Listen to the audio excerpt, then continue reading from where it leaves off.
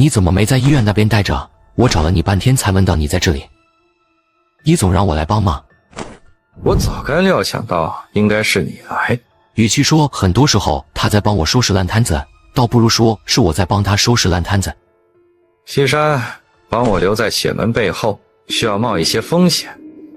你救过我一次，我们也算是熟人了。虽然我的确希望这一次的行动有人能够帮我，但在此之前，我必须跟你说明情况。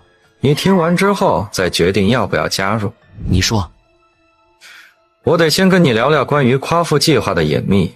每一个参与这个计划的人，都会在上一个经过夸父计划改造的人帮助下，获得了一个新的不属于自己的身份，然后开始参与计划改造。而参与计划之后，会有几种不同的改造方式。我所选择的这一种是潜力最大，但同时也最危险的方式——守门。内部具体的操作，我这里就不跟你一一赘述了。简单说就是，我们会在某些鬼客的某一扇门里扮演一个重要 NPC， 在这个过程之中，我们能够学习领悟到有关这个 NPC 身上的许多能力。但同时，在鬼客们没有完成任务离开这扇血门时，我们的记忆是不会复苏的。我们会真的以 NPC 的身份存活，按照他们的思维方式去做事。你应该能够理解这条路究竟有多么危险。你能活到现在，说你是气运之子也不为过了。别的就不多废话了，再说多了意义也不大。我要怎么帮你？我再带你进一次门，和上一次一样。不过这次我会在血门里留下我的身份信息，你可以相对容易地找到我，帮我活下来的同时，也帮助鬼客们尽快完成他们的任务。等我记忆复苏，我会在第一时间联系上第9局，接着我送你回去，他们带我走。就这些吗？应该没有了，我会想办法给你消息，但风险是一直存在的。你知道，我在里面随时都可能会死，而如果我死了，你想要回来就不可能了。进去的时候我给你开门，出去的时候也只有我才能给你开门，你是没办法乘坐上的大巴车的，明白吗？不要有心理负担，我们本来就已经互不相欠。没关系，能者多劳。你准备什么时候进门？如果你准备好了，明天就可以。记得早点来，不要超过中午12点。好，那我明天提前来找你。告别了赵二，西山打了个车回到了自己的住处。晚上的时候，跟白潇潇打了一个电话，告诉他自己准备要帮赵二过一扇门，这2天也许会联系不上的。相互交流完，西山又想起了刘成风，也顺手打了一通电话。他还是老样子，一副大大咧咧的模样。吃嘛嘛香，西山挂断电话后便早早睡去。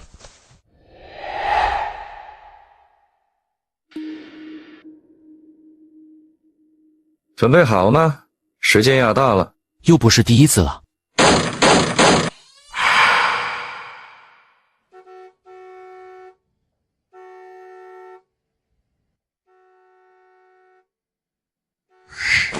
这是在车上吗？清醒的众人开始彼此面面相觑，似乎在寻找着队友。西山坐在靠后的位置，他站起来看了看，有些乘客已经开始交换位置了。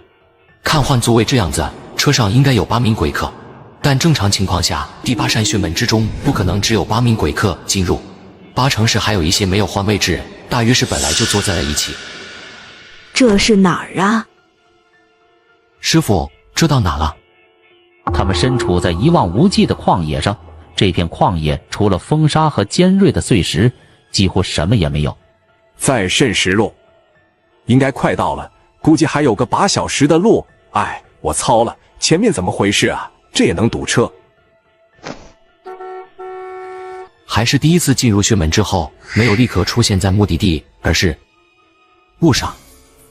而且这条慎石路看上去车辆还不少，2条车道。还算比较宽，约莫极限同行3辆车没什么问题，还是单向的，按理说不应该堵住才对。后面也有车辆，但似乎不多了。公路一望无尽，至少在身后几百米远的地方看不见一辆车再来。前面车流这么大，后面却看不见一辆车，很奇怪。师傅，我们要去哪儿来着？三海镇啊，你们这不是去往三海镇的旅行团吗？嘿，真他娘的见鬼了！前面他妈的到底在干什么？单行道也能堵车啊！有点不妙，现在这具身体被替换成了一个很文弱的上班族，力气不大，甚至比普通人要弱一些。这难道是血门在限制我的力量吗？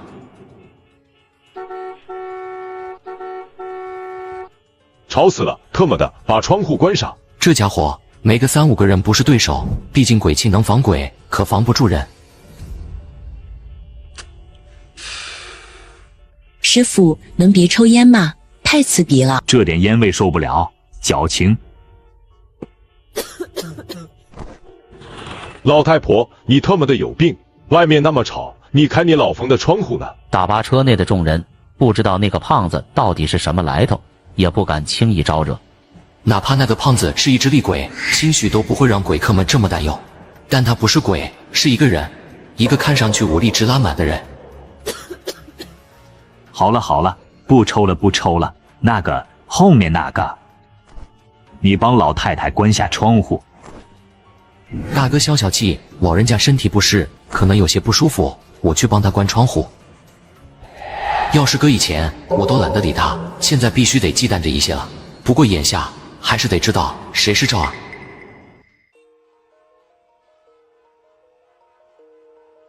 司机，这么热，不知道把空调打开？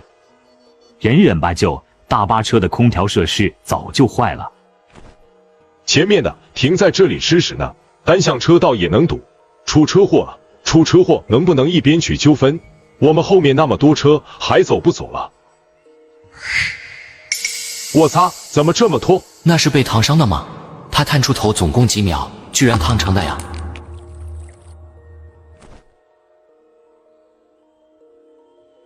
看看看，看个毛！你丫听不懂人话。那个，咱们再这么待下去也不是个事啊。要不你们谁去前面看看吧？说得好，那你怎么不去？我没带伞啊。他有遮阳伞，让他下去吧。虽然外面的太阳很烈，但只要有遮阳伞的话就没问题。凭什么是我？就凭你有伞啊！你一大老爷们去前面看怎么了？你还怕我们忽然开车跑了？有伞你怕啥？就是说看看呗。来来来，伞给你们，一个个的，嘴上那么厉害，谁下去谁下去的是谁下去。众人不是傻子，就算不知道现在到底是个什么情况，但总能看见胖子现在的惨状。关键的时候一个靠谱的都没有。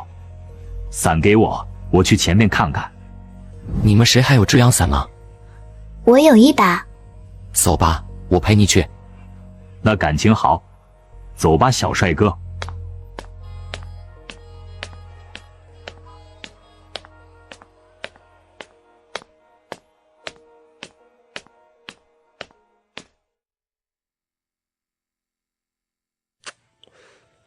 小兄弟，你抽烟吗？谢谢，我现在不抽。走吧，我们去前面看看。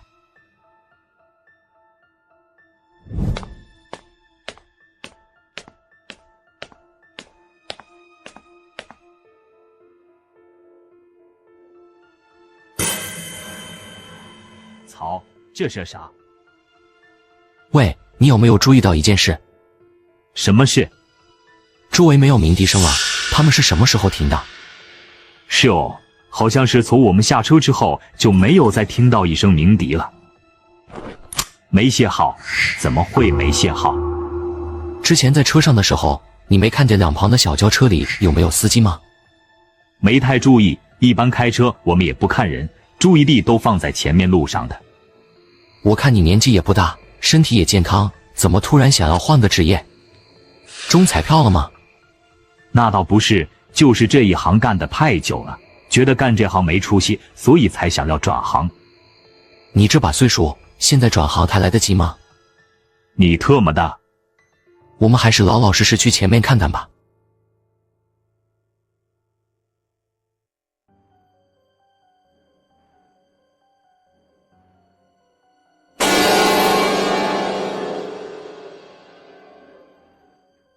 擦，难怪堵车了，搞了半天是有人逆行出车祸了。这条路单向，一直都是跟高速公路差不多，逆行的话就是很容易出车祸。无论你怎么骗自己，外面那些车子的司机神秘失踪，都显然不是正常现象。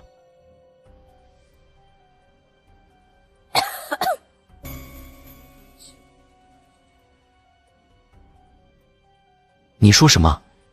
别去，别去哪里？别去前面，快跑！血门里的关键讯息一般不会轻易透露。你听到了？你表情这么紧张，是不是知道些什么？我能知道些什么？命只有一次，我能冒着生命危险陪你下来查看情况，至少比车上的那群只知道坐享其成的人靠谱些。你觉得呢？这段公路可能会出现一些超自然的灵异现象，比如呢？你心里有个准备就成。我只说这么多，先回去吧，跟车子里的人商量一下，前面到底会遇见什么，谁也说不清楚。早知道不拉这一班了，操！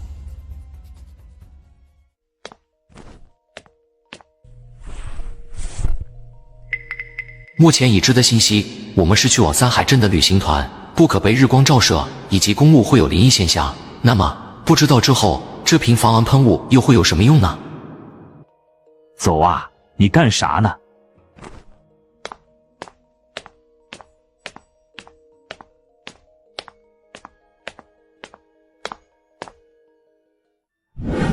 你防卫戈壁的，给我！不给！给我！就不给！你他妈的想死！周围的人很冷漠，都在看戏，没有人上去帮忙，又或者说，他们并不愿意得罪胖子。干什么？干什么？这个胖子抢我们的水！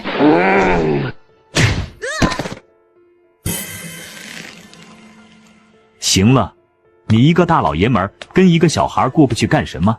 你要水要吃的，前后不远的地方都有便利补给站。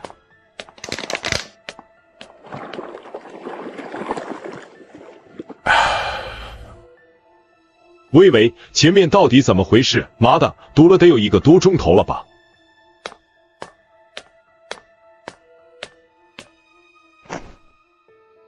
这条路的前面出车祸了，有2个逆行的人和前面的车子撞在了一起，把路堵死了。想要过去，得一会儿先去把前面的车子挪开，这个倒是不难。再等几个小时，等天上的太阳小了，我就去挪车。等等，你刚才说等天上的太阳小了，你去挪车？不是，前面那么多人，他们为什么不挪车？就这么干堵着？你为什么不看看窗户外面的车子？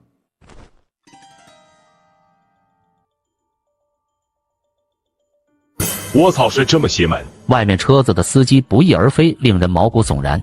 但是最让车上众人觉得离谱诡异的是，鸣笛声消失的那一刻，明明周围的环境是由嘈杂转向了死寂，可车子上几乎没有人发现这个现象。来之前就听说这段公路有问题，当时还没放在心上，没想到我们俩这么背，真给撞着了。有问题？什么有问题？你倒是说清楚啊！一些流传的风言风语，说是这段公路被什么东西给诅咒了。这种事你也信？我不信，那你来解释解释外面这什么情况？你来解释解释那个胖子是什么情况？几秒钟的功夫就被晒成那副样子，你真觉得没问题？我操你个雷霆猪的！你爷爷我叫全岳山，不叫胖子。再听见有谁叫我胖子，别怪老子翻脸不认人。小朋友，你还好吧？哥，你还有没有水？我妈不怎么舒服。司机，给我也来1瓶。我哪来那么多水？这最后1瓶了。全哥，再忍忍，反正前面有便利店，到时候我们多装些水。这男孩的妈妈现在不怎么舒服，你通融一下。给我留小半瓶，我这也要用。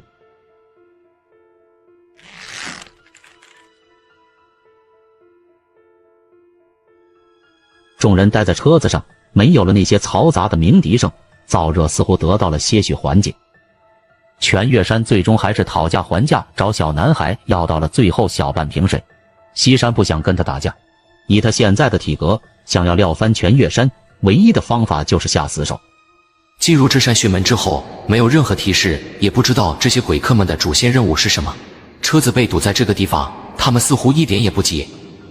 随着众人耐着性子等待了2个多钟头，头顶的太阳渐渐消隐，没有之前那般炽烈了。差不多了，你们谁跟我下去挪个车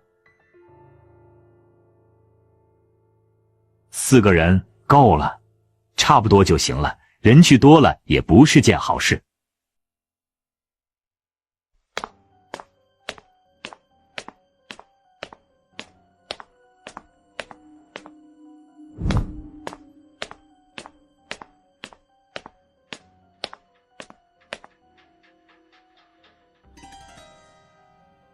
一会儿我进去那些空闲的轿车里，这些轿车上都有钥匙。我开车把前面的车都顶开，挤到旷野上去，为我们的大巴车腾出一条路。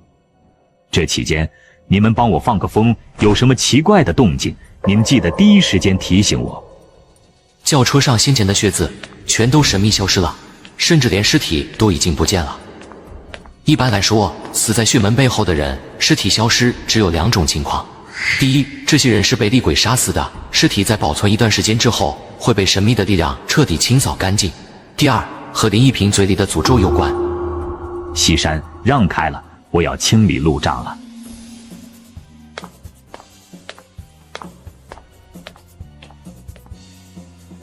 西山，你刚才跑到那边去查看，是发现了什么吗？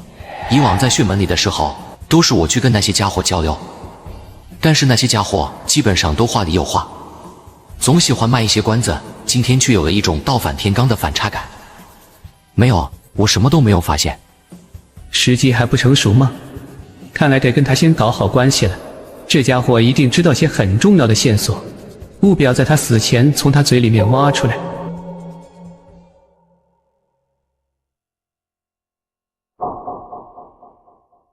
大约花费了半个多钟头，林一平在3人的注视下，成功将堵塞的公路清理出了一条能供大巴车通行的路段。终于是搞定了，走吧，我们去下一个驿站补给一下。忙活的这么久，我是真的有些饿了。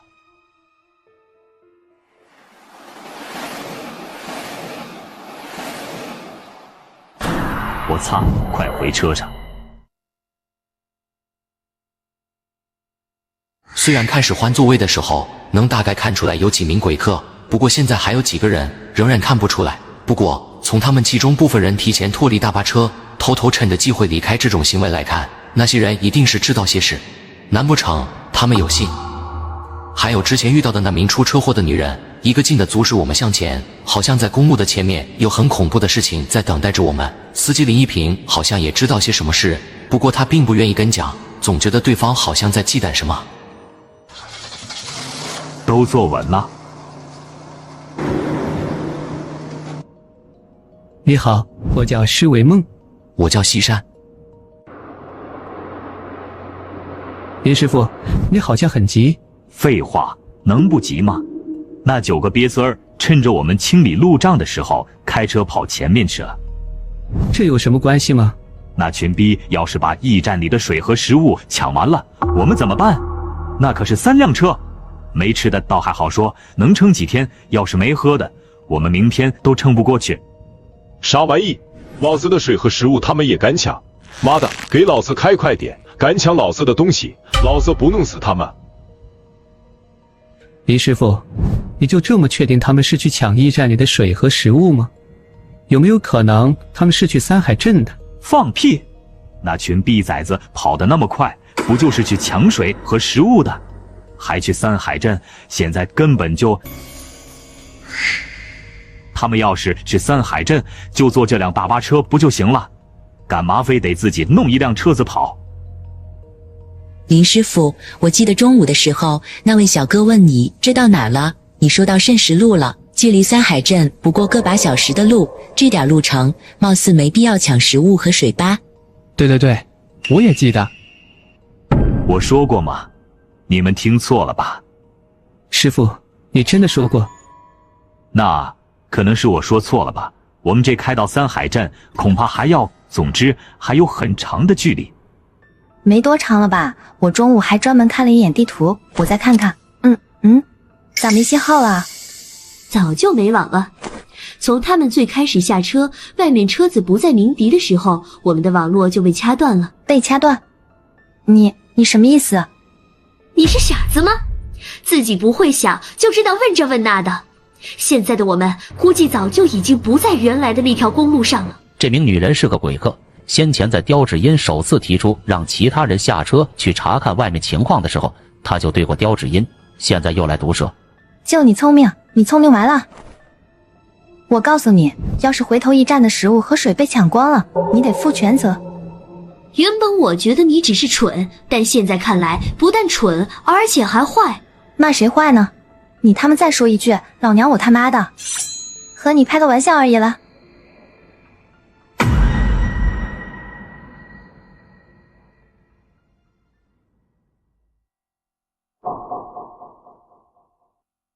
要下雨了，下就下呗，反正我们在车子里，怕个球。孔就怕下的不是雨。装什么老神棍的你？不下雨下鸡毛。我以前看过一本恐怖小说，一群人去一个地方旅游，后来天上真的下起了刀子。你可拉倒吧你！不过话说，如果一会下雨了，我们喝水的问题也算是解决了。哎，你们快看，看天上。那是什么？我猜。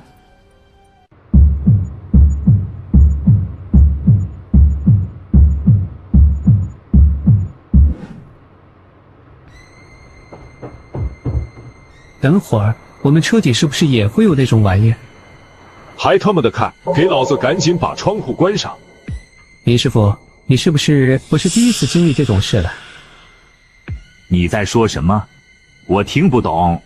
这条路我确实开了好多次了，但我也是头一回遇上这种情况。怎么了？没有，只是让你别影响司机开车。和林一平不同，眼前这个男人好像冷静的有些异常。车子上所有的原住民此时都表现得极为紧张，哪怕是那名疑似黑社会的胖子全月山，都已经表现出了格外的警惕，一直观察着窗户外面的异象。唯独这个家伙冷静的不像话，难道是鬼客吗？让我们进来的时候分明确认了人数，没有他呀，为什么他这么特殊？他的身上肯定藏着什么重要的秘密。西山，你是不是知道一些？你们不是这辆车的乘客吧？我在旅行的名单里没有看见过你们。那家旅行社没有中途加人的习惯，你们到底是谁？算了，每个人都有秘密，看你也不是很想聊。换个我比较感兴趣的问题吧，你们上这辆车是为了什么？还能为什么？当然是去三海镇了。是吗？我觉得不像。如果不是去三海镇，我又何必上这辆车呢？你有同伴吧？我看你有2个同伴，是那2个女人吧？你为什么要这么观察我？不是观察你，而是你们每一个人。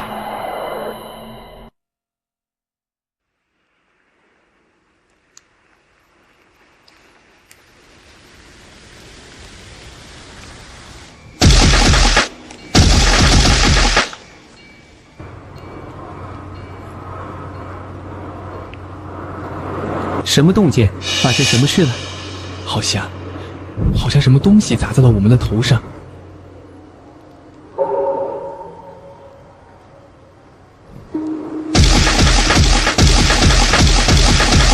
师傅，再快点，他们追上来了。催你妈呢！没看到老子油门已经踩到底了吗？前面的别踢叫了，给老子好好看看后面到底有什么东西。行，有头。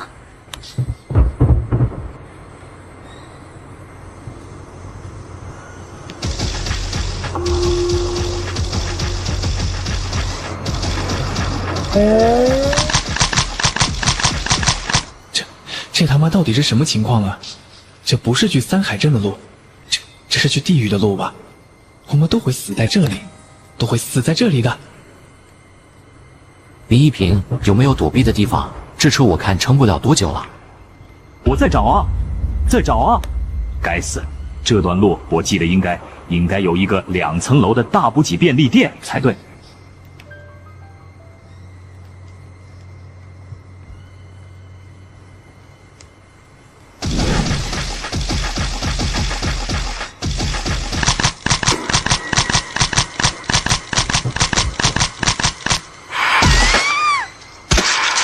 快，林一平，甩开那些人头！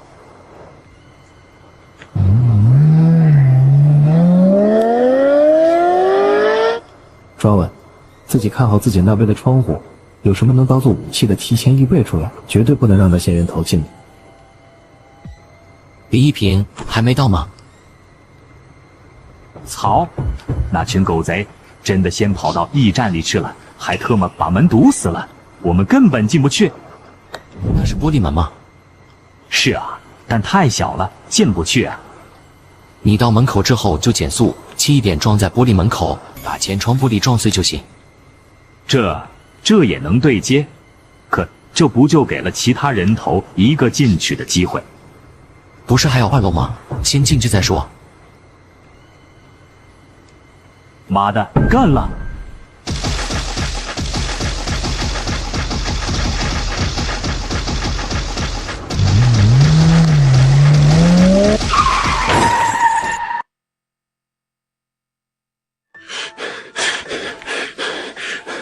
还好车玻璃没碎，不然……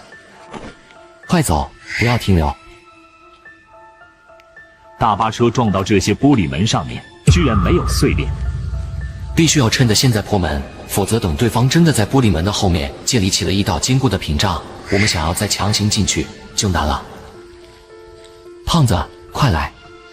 谁他妈叫你爷爷胖子？找死！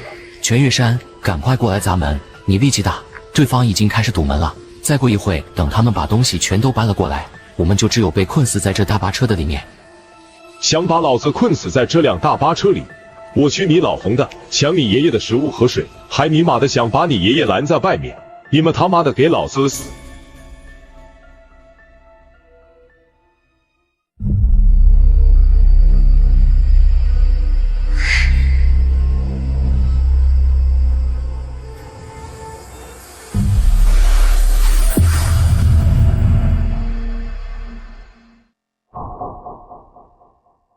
全岳山依靠强大的力量，硬生生把门撞开。随后，大巴车上的众人都进到了1楼这里，并且再次把门锁上。还好没被那些鬼东西追上。雪岳山，你他妈的是不是疯了？他们才是差点害死你的人。是，但是我刚才上去之后觉得他们说的也对，外面那场人头雨还不知道要下多久，这一站里吃的喝的就这么点，根本养不起我们这么多人。不过如果人少一半的话，就能撑很久啊。各位，很抱歉，这里恐怕住不下你们了，请你们现在离开吧。离开？我们怎么离开？外面的情况你又不是没看见。那就不是我应该考虑的事情了。我恕三声，如果你们不走，那我恐怕就要送你们一程了。楼上那群人之前干了什么事情，你比我们更清楚。他们人多，你杀了我们就成了孤家寡人。你能为了食物和水做掉我们，他们为什么就不会为了食物和水做掉你？再者，现在外面已经被人头堵死了，我们非要开条路出去，等那些恐怖的人头进来，你觉得你们逃得掉？就算没有我们，你们至少还有10个人。这便利店的水够你们喝多久？你小子倒是会说话，不过再怎么难熬，10个人也比20几个人好，你说呢？至于他们会为了食物和水做掉我，哈哈哈，笑话，谁敢来搞我，老子不扒了他的皮。就算没人打得过你，你不睡觉吗？你睡不睡觉？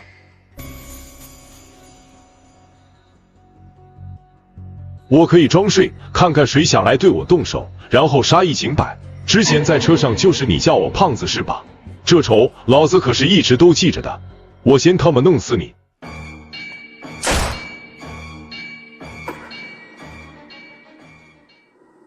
带我们上去，把门打开。不要害怕，我不会开枪打你，除非你自己找死。随后，全岳山推开了2楼紧锁着的门，里面堆砌着大量的被从1楼搬运上来的食物和水，地面还开了很多零食与矿泉水瓶，看上去有些杂乱。接着向之前楼上那群鬼客解释了顾少梅手里有枪的事情。没想到吧，你们这群贱人，我们有枪。现在麻烦请你们滚出这里。喂喂，你们听不到吗？不是，你干嘛把枪收起来？我不想杀人，除了在必要的情况下。姐，刚才是他们要杀我们，你现在不把他们解决，回头要是他们再想害我们怎么办？她很平静，虽然看起来像是一个柔弱的女学生，但是她为什么会有枪？随着顾少梅收起了手中的枪，房间里紧张的气氛缓和了不少，但两方人还是没有怎么说话，彼此虎视眈眈。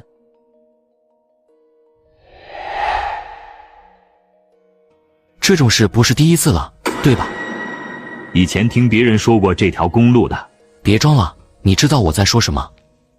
你不是第一次经历公路上的这些了，虽然你装得很像，其实我好奇的不仅仅是这条公路为什么会发生这些诡异的变化，还有你明明知道会发生什么，却还要一直装作不知道。你抽不抽？不抽的话，那儿凉快哪待着去？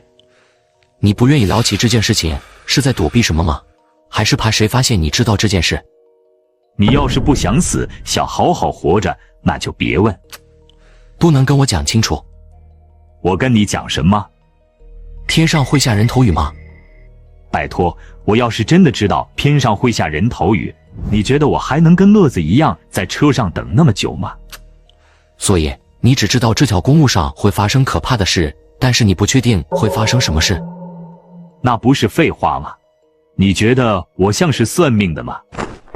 喂，那边那个女学生什么来头？我怎么知道？看样子是个学生。学生随身带着一把枪吗？谁知道呢？我只是个司机，负责将你们运送到三海镇。我的确有你们的名单，但上面只有你们的名字和照片，没有你们的详细信息。好吧，对了，如果你什么时候想通了，想要跟我讲出那些事，随时找我，必要的时候我可以帮忙。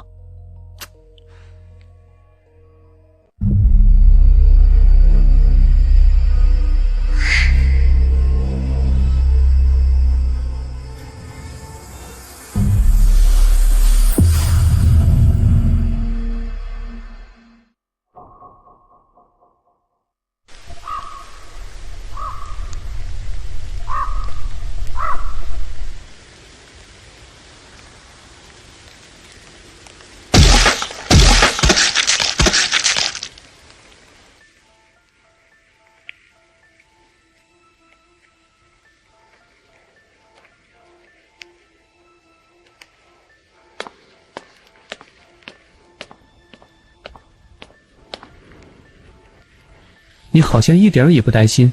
事情都已经发展成了这样，还有什么好担心的？担心外面的雨就能停吗？那你在看什么？这么认真？你不是在出神，而是在观察吧？我注意你半天了。房间里这么多人，你盯着我看做什么？不是你，是盯着房间的每一个人。我如果告诉你我在观察什么，你会如实告诉我你们为什么要上大巴车，最终要去哪里吗？真心换真心，不玩虚的。那你先说，让我看看你的真心。我们要去到这条路的终点，三海镇吗？我不确定。如果三海镇是这条路的终点，那我们应该是要去那个地方。倘若对方没有说谎，那他们拿到的关于血门的任务就是要去慎石路的终点，而不是三海镇。如果施伟梦不是一个撒谎的高手，那他就瞒不过我的眼睛。看你了，告诉我，你一直观察着外面的人头雨，在看什么？我在数数。数人头？兄弟，你这就有点没意思了。你不信我吗？怎么信你？你说你在数人头。行，告诉我，你数到多少了？117。数了1个多钟头，你数了117，把我当小孩子哄吗？不是数了117，而是一共只有117。你在说什么？你是说外面的人头雨里有很多事？重复的人头。我反复确认了很久，没有看见第118个生面孔。这个数字有什么特殊的意义吗？西山不懂，施伟梦也不懂。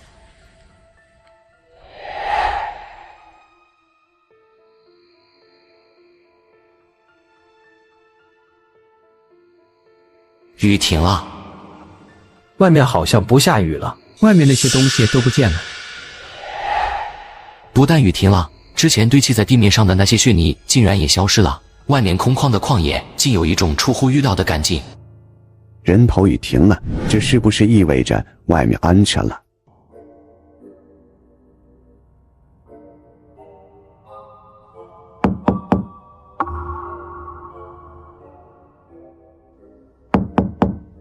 请问里面有人在吗？没人的话，我就进来了。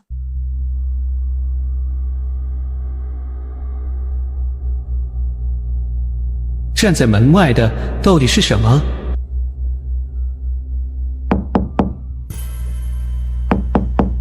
您好，请问里面有人在吗？没人的话，我就进来了。之前开口说话的是个女人，而现在是个男人。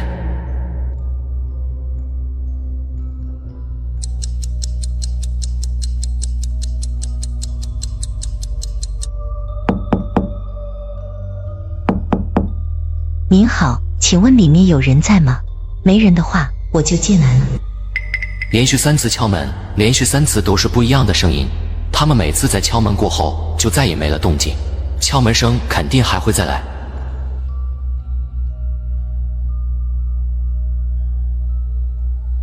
第4次、第5次接踵而来，每次的过程都和之前几乎一样，除了说话的声音不同。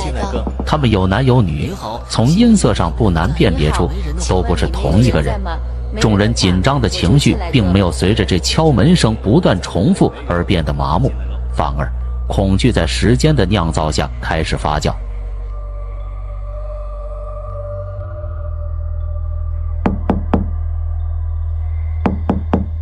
我们要不要回应一下外面？该死，我自己都觉得这个问题很蠢。可是之前是人头雨，现在又是恐怖的敲门声，还有就是外面敲门的那些人到底进来了没有？他们进来了，会发生什么事？要回应你自己回应。凭什么我去回应？现在又不是我一个人面临这些问题，万一外面那些人要是真的进来了，到时候出了什么事？你好，请问里面有人在吗？没人的话，我就进来了。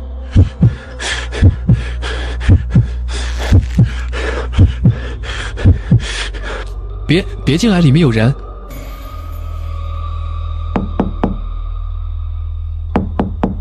你好，请问里面有人在吗？没人的话，我就回复或者不回复都没有用吗？这已经是第104次敲门了，距离那个数字越来越近。老林，你看上去好像很紧张。有吗？哪有？你有点出汗了。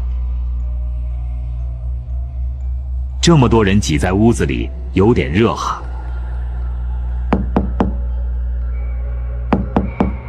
老林，不知道你对于117这个数字有什么看法？你从哪里拿到这个数字的？我一个个数过来的。数的？这个比开外挂来的吧？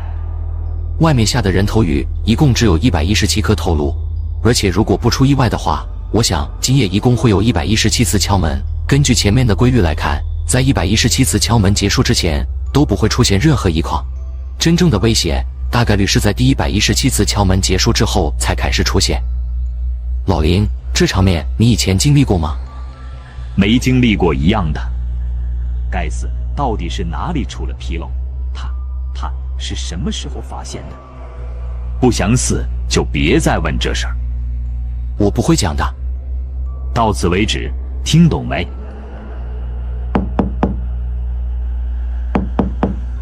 你好，请问有人在吗？没人的话，我就进来了。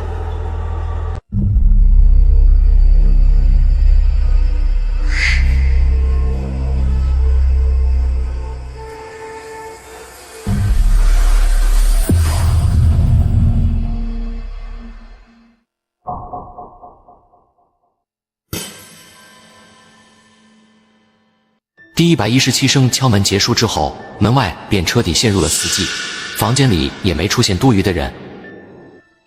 窗外皓月当空，月光明亮的宛如一轮白玉盘，那光芒虽不如白天的太阳，但也能将整片旷野的轮廓清晰照出来。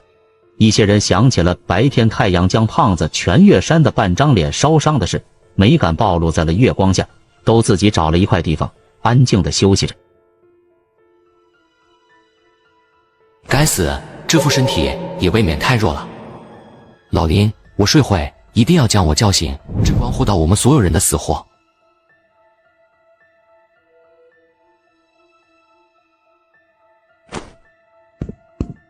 你去睡会吧，我帮你说2个小时。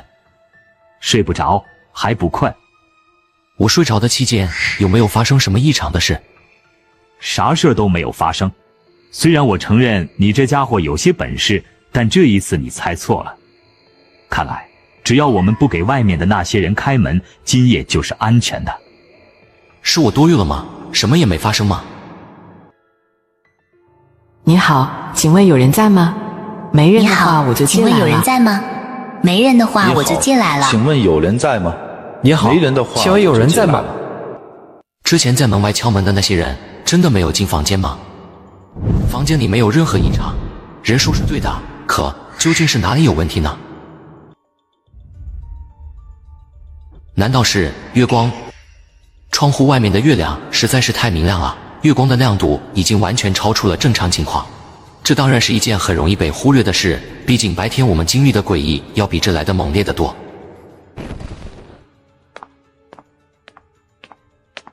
没有疼痛和不适。黑暗会让玻璃变成镜子，不要怕黑，只有在黑暗中你才能看清自己。黑暗会让玻璃变成镜子。外面的月光太亮，室内面的反射效果弱于室外光线的透射效果，所以玻璃的反射很淡，再加上白天的事，没人愿意靠近月光照射的区域。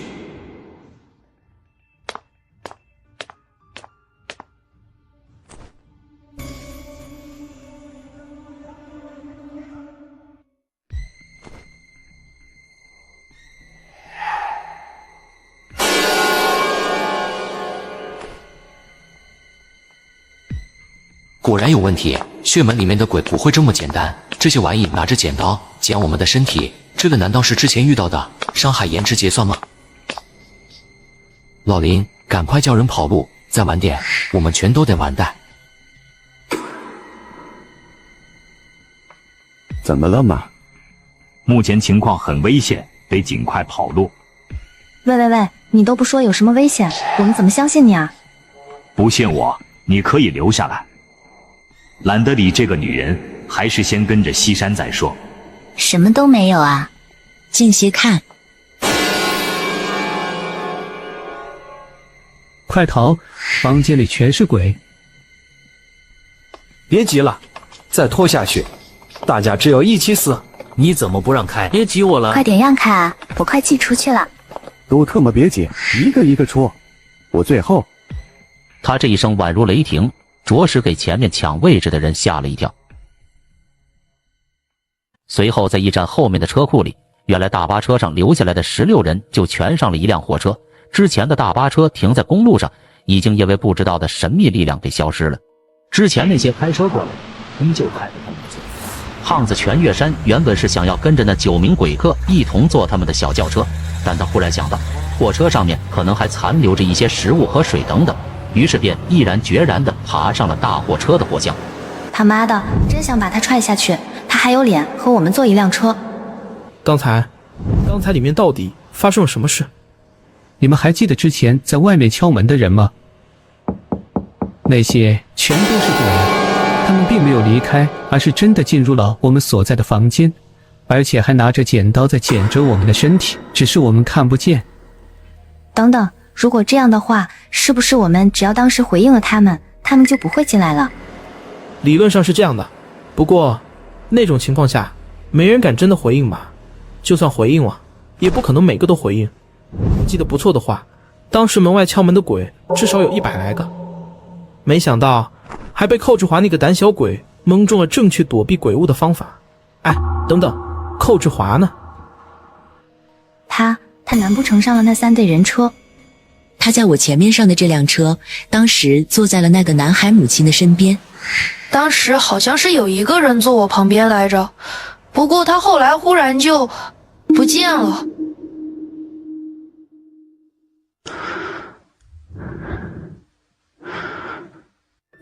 我不是在车上吗？怎么回到这里了？难道刚才是我在做梦？但好像这里只有我一个人了。有人吗？我为什么会突然回到这个地方来？不过我好像记得一件事，那就是之前其他人离开这层楼的原因，是因为施伟梦说了一句“快逃”，房间里全是鬼。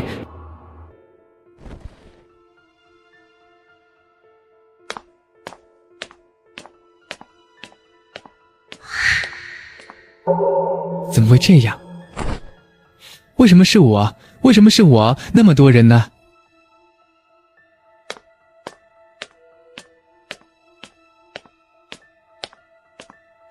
草，出不去就出不去，老子一个人在这里，有吃有喝，也能活很久。怎么回事？也还好，至少还有月亮陪着我。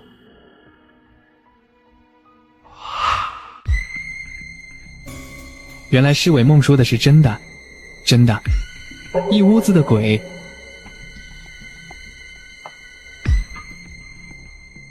嘿，原来是这样啊，怪不得我。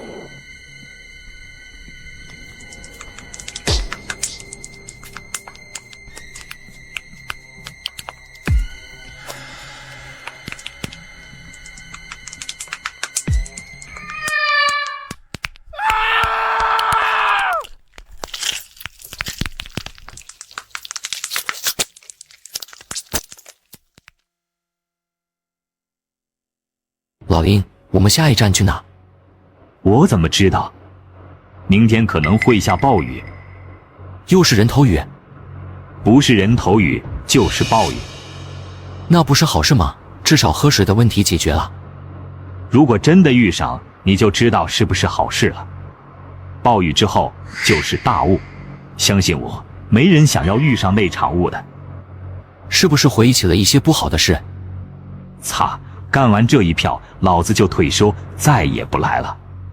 那我们什么时候可以抵达三海镇？不知道，可能待会儿就到了，也可能明天。你看看前面的路，天晓得有多长。林一平慌乱的眼神总是会时不时看向后视镜，这家伙似乎在担忧忌惮什么，可是后面什么也没有，什么也没有。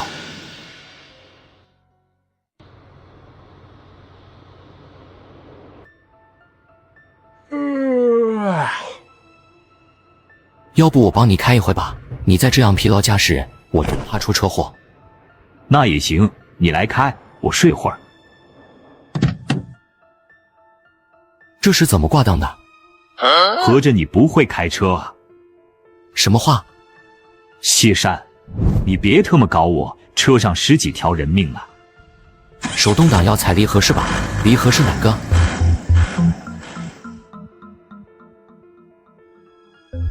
你还困吗？不困了，换回来吧，我继续开。这倒霉家伙说话简直跟个鬼一样。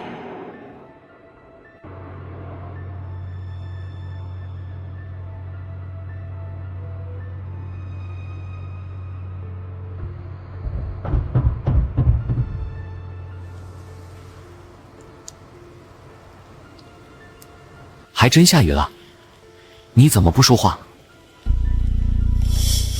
不是这场雨。什么意思啊？这不是暴雨。每次谈起这条公路上的任何事，他都会显得极为压抑。是他在故意遮掩着什么，或者他不想说，还是他不敢说不能说呢？林一平在极力避开某件事或是某个人，那或许就跟这次事件的生路有关。至于去往三海镇，恐怕只有傻子才会觉得面前的这条公路有尽头。我还是坚持要了解事情的全貌，现在是很好的机会。外面雨不小，雨声真的很大，我们的谈话不会有人听见。如果你觉得我值得信任，可以跟我讲，我会帮忙。上一次我遇见的是暴雨，而且是特大的暴雨。暴雨最终会形成雨雾，里面会出现那些东西。那你们是怎么逃出去的？别问这件事，别问。好，不问。这次不是暴雨了，所以不会出现那片雨雾了，但可能会出现新的东西。我们必须要全神贯注，小心周围的一切。我认真看路，你帮我盯着后视镜和旁边，稍有异常，立刻跟我讲。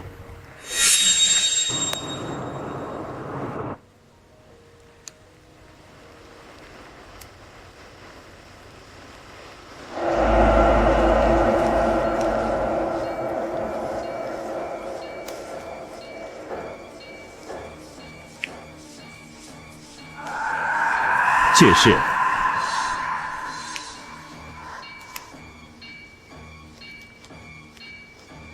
酷之华，君一平，你找死！我杀你老王！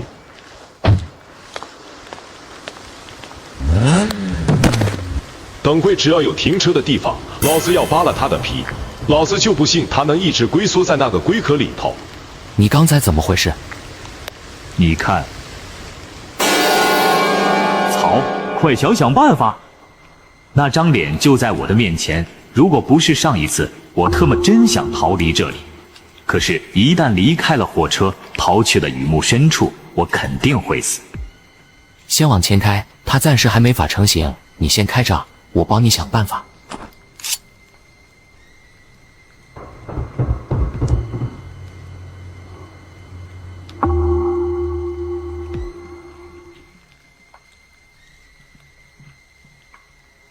开进去，他好像要出来了，不能敲，敲碎，外面的雨就会淋在我们的身上。不能淋雨。我不知道，但上一次淋雨的人最后全都……我带了锤子的事情不要告诉任何人。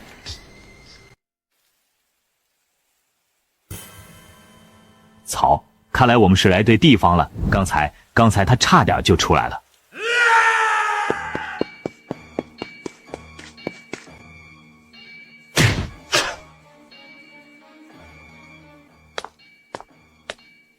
你有事？我腿麻了，腿麻了。该死，我的鬼气对全月伤毛用没有？老子有没有提醒过你，让你开车不要急刹，不要突然加速？之前老子叫你开门，你他妈的还把老子甩下去，黑你脸了！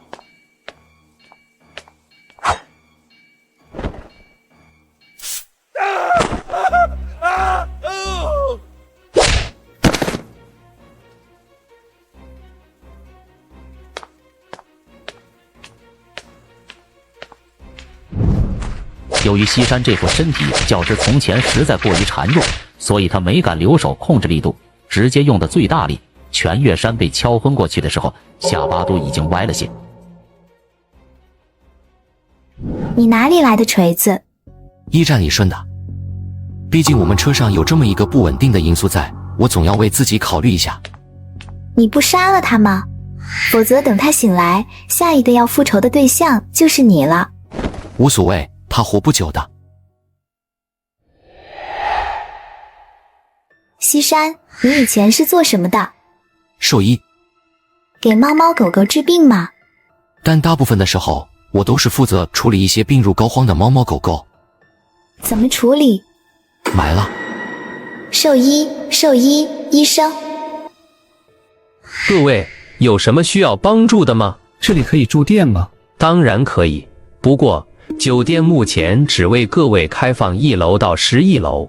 每层楼有10个房间，一个房间最多可以住下2到4个人。目前001-003的房间已经被客人住用，各位想要住店，请自行选择其他的房间即可。请问，在这里住店有什么特别的注意事项吗？没有的，这位女士。不过，酒店只在下雨的时候对外开放，明天一早雨就会停。那个时候，各位客人需要尽快离开酒店。众人纷纷从前台离开，就在1楼剩余的7个房间里面挑选。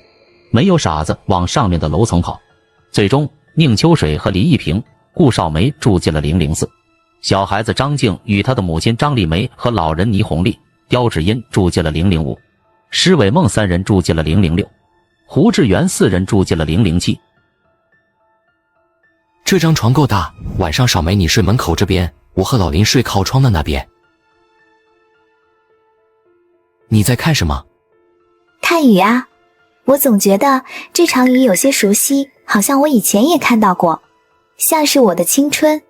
抱歉，我有些情不自禁，我很喜欢诗集，经常读到诗人们写的有关于雨的诗，难免看见雨就有些那个。哦，对了，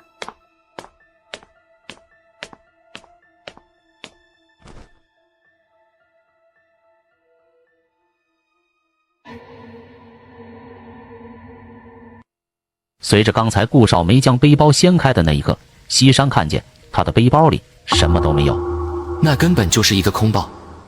现在的顾少梅背对西山，依然很认真地在翻找着，就好像他的背包里面真的有什么东西一样。那个背包里面至少应该有一把伞，而且他身上穿着的是短裙，没有放东西的兜，所以那个背包里面还应该有一把枪。可是为什么会？奇怪，我放哪儿去了？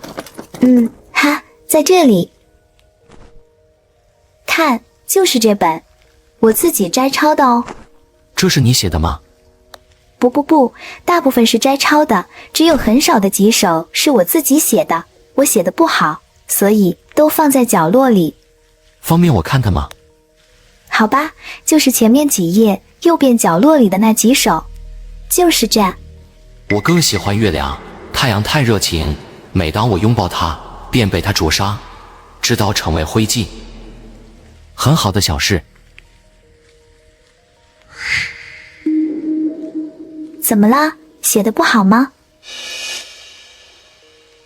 写得很好，我只是没想到你一个学生能写出这么好的小事。那谢谢你的夸赞，后面还有一首，你要看吗？当然。水玻璃镜子，它们之中都有我，我时常想，哪一个才是真的我呢？写得真好，还有吗？没啦，我就写了这么多，其实以前还写过一些诗的，但我把它们弄丢了。弄丢了？找不到了，我也忘了我到底写了什么。哎，人有时候就是会容易忘记一些事，对吧？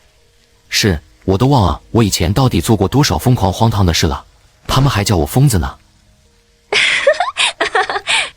可你一点也不疯。有时候我也在想，没准他们才是疯子。这个男人好有意思，跟其他人不一样。对了，少梅，你去三海镇旅游吗？是啊，放假了，说去玩玩呢。你看过三海镇的海吗？那有玻璃海，蓝的嘞。没看过，这不想去看看。一定不会让你失望的。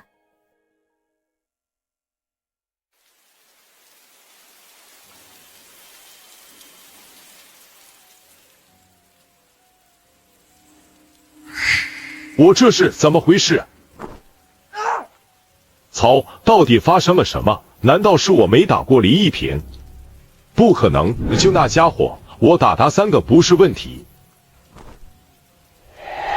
外面那么大的雨，车子又全都停在了外面，那些人肯定全都进入了酒店。先不管了，先进去再说。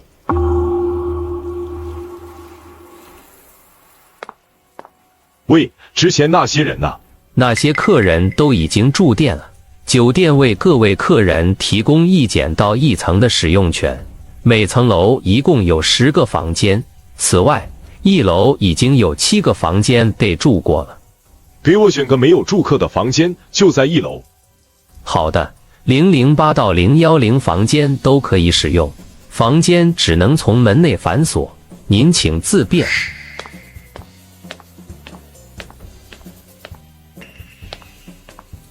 先生，多嘴一句，去到房间之后，您最好尽快擦干您身上的水。为什么？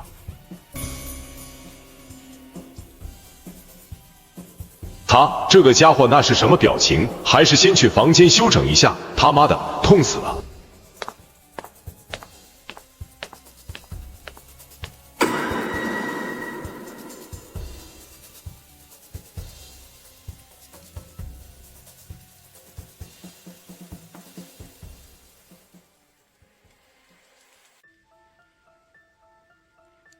现在几点了？11点，东哥。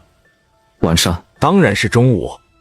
该死的，外面这天实在太阴，我还以为已经入夜了。对了，那队人也到了。到了，我刚才去看了，大货车就停在外面。怎么了，东哥？不对。哪里不对？按道理说，他们应该到不了酒店。我们来的时候，天已经开始下雨了。您还记得车窗玻璃上的那张鬼脸吗？记得，那是寇志华的脸。之前在驿站2楼，只有他答应了外面敲门的鬼的问话，想来该是因为这个原因，他被留在了那里。我们的车子无论是速度，还是重量，还是对于逆向风的抵抗，都要远远优于那辆大货车，期间也没有任何停顿。按照那个时间来计算，我们不知道拽开了大货车究竟多长的距离。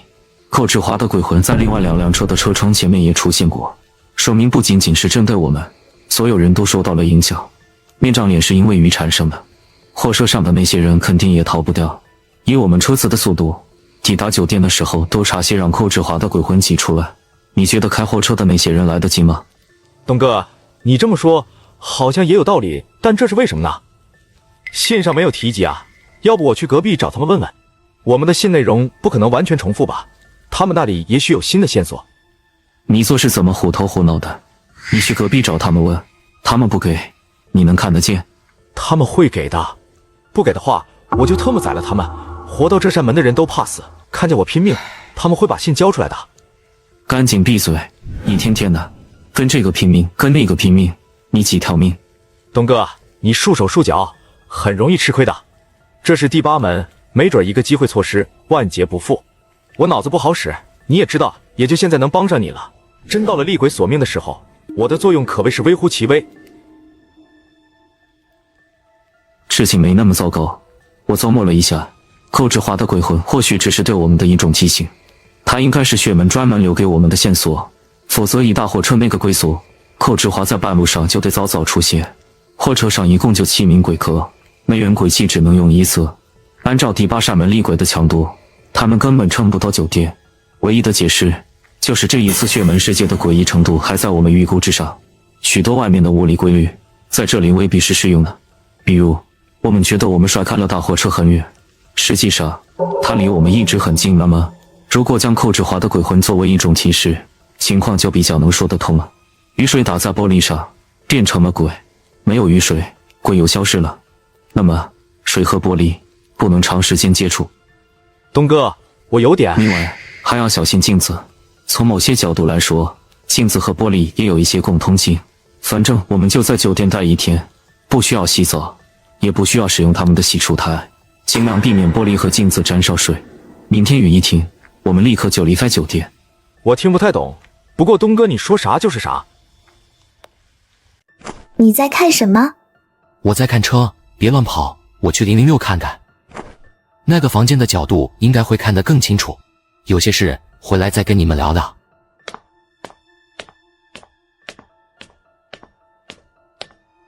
兽医、医生、医院。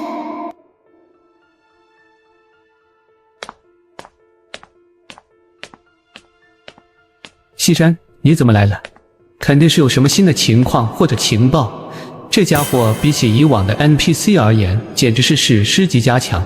从之前的事件中可以看出，这种人就算是放在鬼客之中，那也绝对算是强者。难道你想通了，决定要告诉我呢？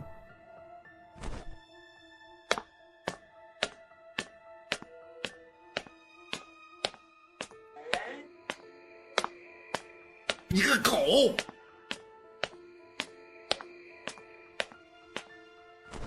你在看什么？我在看车。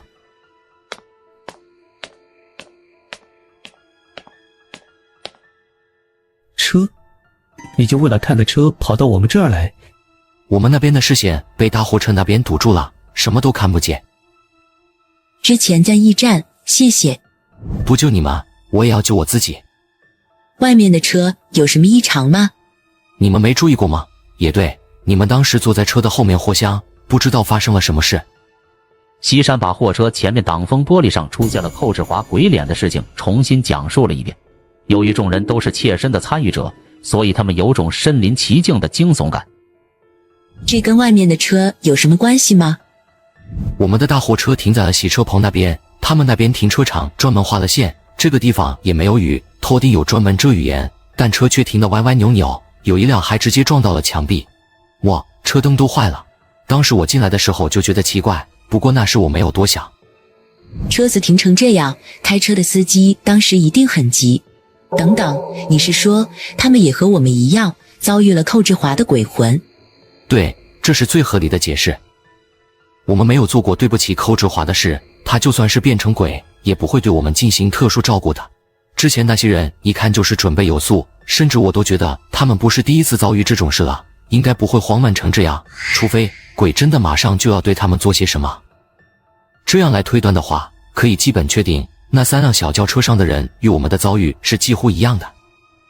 不过视频作者这个阿货把书后面的内容没记住，把大货车停得整整齐齐。好厉害的洞察力。不过小轿车应该比我们快很多吧？按理说在下雨之前，他们就应该已经到达了这座酒店了才对。小蝶，那是理论上。看看这些车上全都沾着雨水。看来我们现在所处的这条公路，时间和空间都受到了很大的影响。又是时间又是空间的，不如直接透过现象看本质。一次是意外，2次是巧合，3次那就是必然会发生的事。寇志华鬼魂的出现更像是一种提示，他不是来杀我们的，而是告诉我们这个地方的一些规则，就像是之前在驿站不能回应门外的鬼魂一样。你是说在这个地方玻璃不能沾上雨水？水玻璃镜子都要小心。我想这座酒店也不安全，多半也藏着可怕的鬼，也许他们就和这3样东西有关。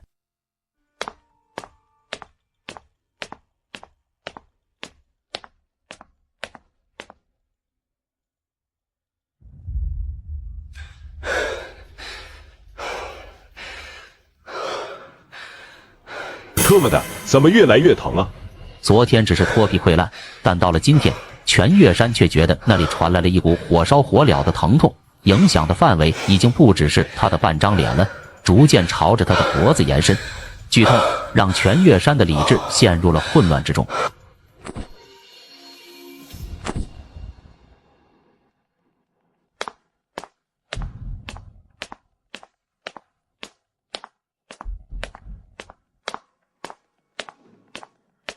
晒伤严重导致脱皮溃烂，这些他都能理解，可他理解不了为什么自己的伤口会不断蔓延到其他健康的地方，而且还出现了焦黑的痕渍。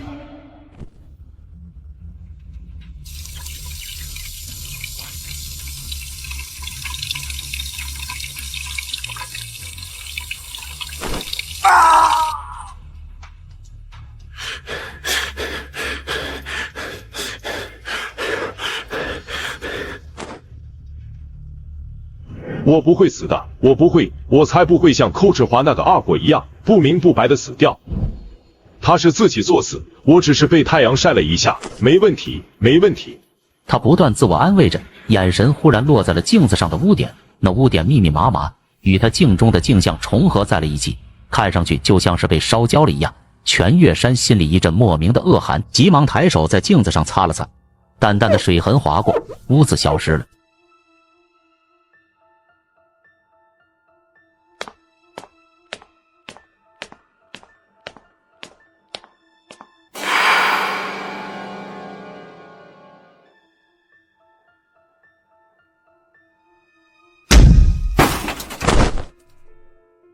什么声音？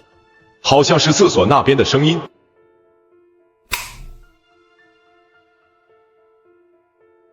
没人进来吗？难道是翻窗？也不对，想想也是，似乎也没有谁闲的没事想要潜入我的房间。快逃！房间里全是鬼！厕所里一个人都没有，刚才那个声音是怎么回事？是我多心了吗？妈的，肯定是淋雨了导致的。那些该死混账东西，居然敢把老子一个人扔在雨里，等老子休息好了，非得弄死你们！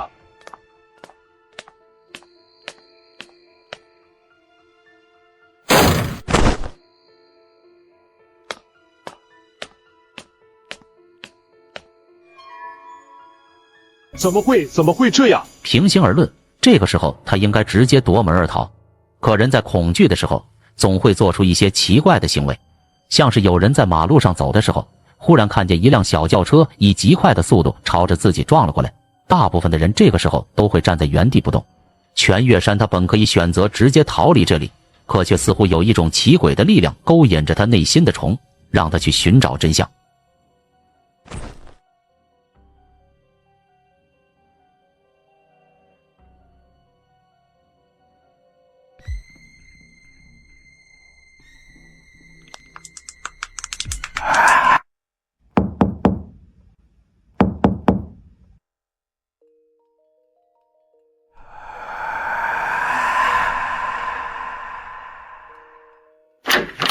你们有事？没有，我们就是之前听到你这里有动静，担心你出什么事，所以就过来看看。毛是没有，刚才给自己的伤口敷毛巾，我觉得痛，就捶了几下桌面，转移注意力。行了，我头昏，要休息了。都说了，这个死胖子就算真的死了，那也是活该。好心被当成驴肝肺，说真的，我压根就没想通，你们管他做什么？他就一纯傻逼。我们在意的并不是他的死活，而是全月山一旦出了问题，很可能会带来一系列无法预知的麻烦。什么麻烦？回去再说，先离开这里。之所以我想要去看看全月山，是担心他成为了鬼的突破口。什么突破口？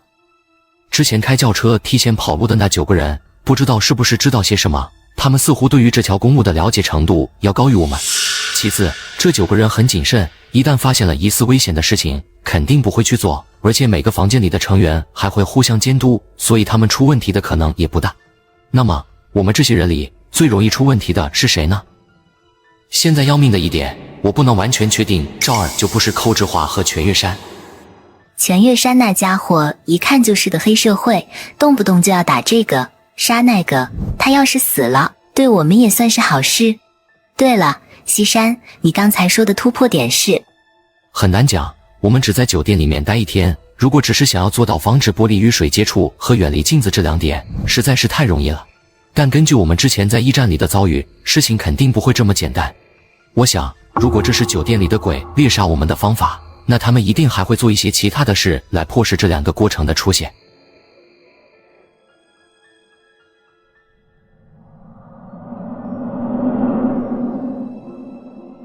施伟梦，你刚才在最前面，有没有在屋子里发现什么？哦对，忘了说这事儿了。之前开门的时候，全月山把门堵住了，好多地方我看不到。不过有些事挺奇怪，第一就是他没有穿鞋子，光着一双脚。第二，我隐约间好像在门口闻到了一些血腥味。全月山看上去受伤了吗？没有，只有之前被太阳灼烧过的地方有些溃烂。但血腥味不是从那儿散发出来的，不然不会那么淡。而且那里也没什么血。这下麻烦了，不出意外的话，真的全月山多半已经死了。不会吧？那样的话，我们刚才看见的那个全月山岂不是？之前我跟你讲过的，你还记得多少？都还记得。回去自己的房间之后，一定要再三检查房间里，水绝对不要沾到镜子和玻璃上，如果沾上了，一定要在第一时间把它擦干净。此外，回去之后，如果听到全月山敲门，绝对不要开，不管他说什么，都不要开。外面的风越来越大了，这么下去不行，但是这些屋子的构造都是落地窗，只能暂时先拉上窗帘了，如果直接把这么大块玻璃打碎，就太危险了。刁志英，你赶紧回去把这些事情告诉他们，然后把窗帘拉上。我现在就去。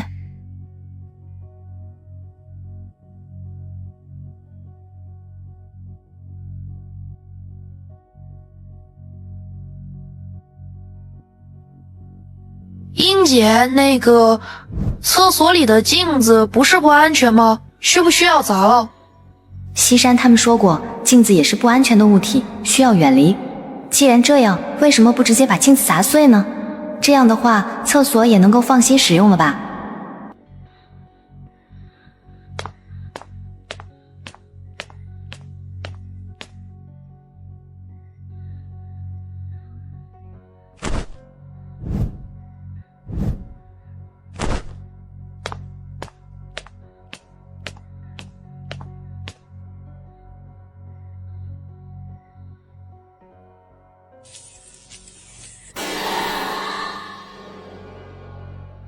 与此同时，007的胡志远4人也接到了西山的通知。这4个人还算可以，至少在公路逃亡的过程中，他们没有拖后腿或是使绊子。这些鬼客们的身上都有诡计，他们活下来，也许能在公路的后面帮到西山他们。毕竟现在这状况，谁也不知道公路的后续还有多长。鬼客和 NPC 都需要对方的帮助，才能更好的存活下去。而胡志远他们在拉上窗帘之后，也面临着同一个问题，那就是厕所的镜子能拆掉吗？最好别乱动。那个叫西山的 NPC 很不一般，时间已经过了快2天，我们几乎没有任何人员伤亡。目前确定的就死了一个寇志华，他还是名 NPC， 而导致这种情况出现的最大原因，就是因为那个叫做西山的 NPC之前在驿站2楼月光加玻璃加看不见的厉鬼加伤害延迟结算几乎是绝杀。后面我稍微琢磨了一下，那个地方我们身上累积的伤害应该不是同一时间清算的。正常的情况是有人先莫名其妙被厉鬼杀死，然后我们才能意识到房间里面有厉鬼的存在，最后在死亡了一些鬼客的情况下逃脱。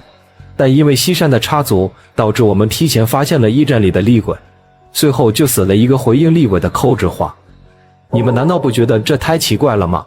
好好回忆一下你们过去走过的血门，你们见过这么强的 NPC 吗？的确，以往的时候大都是鬼客们和鬼斗智斗勇，但这一次因为有了西山的存在，我们和厉鬼第一次正面交锋被无形化解掉了。当然，我们现在没时间去研究这个叫西山的 NPC 身上的秘密，重要的是先想办法在酒店里活到明天雨停。既然那个西山没有让我们直接干碎厕所的镜子，那我们最好还是不要这么去做。他也许知道一些重要的秘密，只是不方便告诉我们。我们这一次进来没有人携带有信，但那9人从一开始就跑在了我们的前面，说明他们手中有信。如果他们之中有罗生门的人，那么携带的信可能还不止1封。在这样的情况下，我们尽施献计，想要活着离开这扇血门，我们必须要利用每一次和重要 NPC 互动的机会。我也觉得咱们最好离厕所的镜子远些。其实如果你们不介意的话，解手都可以不用去厕所。刚才隔壁008的那个胖子全月山房间里就传来了镜子碎裂的声音，之前还发出了带着恐惧的惨叫声。西山不是说刚才在隔壁闻到了血腥味吗？其实我也觉得他多半是触发了什么条件，已经被鬼杀死并且替换了。之前门口的服务生不就是吗？他左右颠倒，所以看着才那么奇怪，这似乎像是一种暗示。总之这酒店太邪门了，咱们今天就忍忍，要么别解手，要么就在。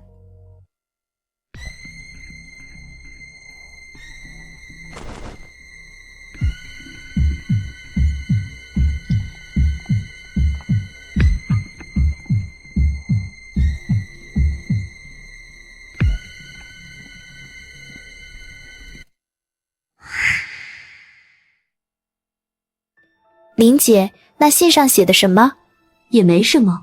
厕所里的镜子有忌讳，不能沾水，跟外面窗户的玻璃一样。那我们只要不去厕所，直到明天早上。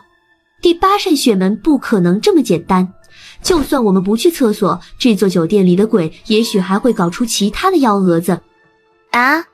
那怎么办啊，林姐？干脆1不做2不休。2月优惠刚给你，去把厕所的镜子砸了。啊？我吗？不是你，难道还是我去？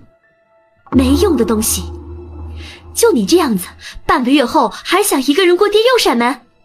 见着鬼吓得路都走不动，给你信也是浪费。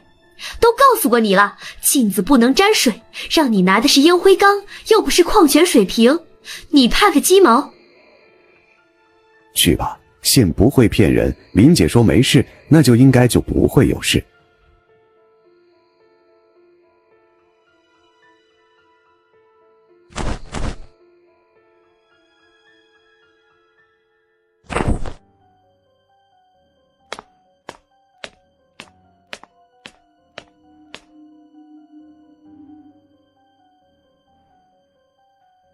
还没完吗？就这么个破事，你要拖多久？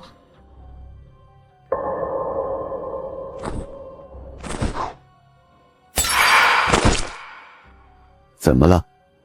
我不知道，我刚才挥动烟灰缸砸向了镜子，镜子没碎，烟灰缸却碎了。我发誓，我刚才真的砸得很用力。那面镜子有问题。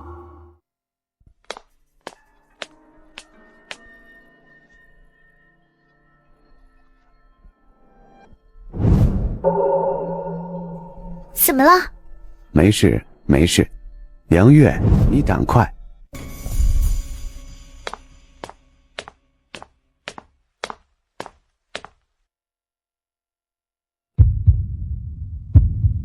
姚哥，你不要关门，我害怕。姚哥，林姐，你们还在吗？你们不是说要带我过这扇门的吗？林姐，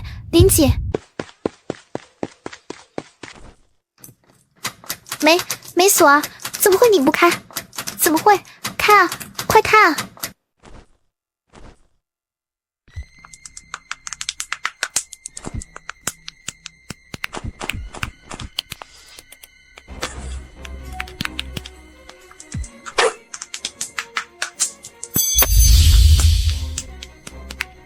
我不想死啊！林峰，你不得好死！我做鬼也不会放过你。